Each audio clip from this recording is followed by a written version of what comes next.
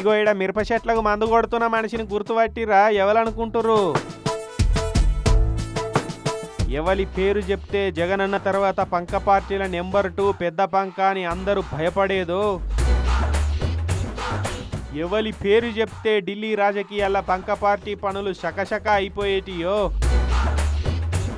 ఎవలి పేరు చెప్తే మోడీ సార్ కూడా ఏం సాయిరెడ్డిజీ ఎట్లున్నారని పలకరించేదో, ఎవలి పేరింటే కూటమి పార్టీలకు కుతకుతమనేదో, ఎవరు ట్వీట్లేస్తే కూటమి నాయకులకు సురుకులు పెట్టినట్టు ఉండేదో ఆయనే విజయసాయిరెడ్డి సారు చక్క ఊర్లో బాయికాడి పోయి మిరపతోటకి ఇట్లా మందు కొడుతున్నాడు.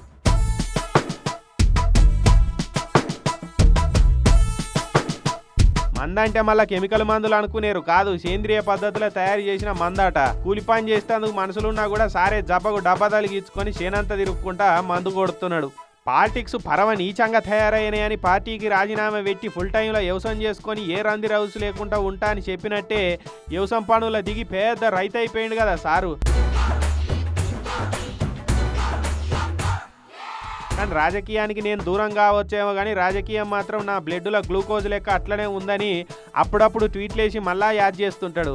అప్పుడు ఇక రాజకీయాల ఆర్గానిక్ కౌంటర్లో వ్యవసాయం చేసేవాడు ఇప్పుడు ఆర్గానిక్ వ్యవసాయం చేస్తున్నాడు. గంతే తేడా, సేమ్ టు సేమ్ అన్నట్టు. ప్లాట్ఫారం మారింది కానీ ఫైరు అట్లనే ఉంటుందని అంటున్నాడు సారు.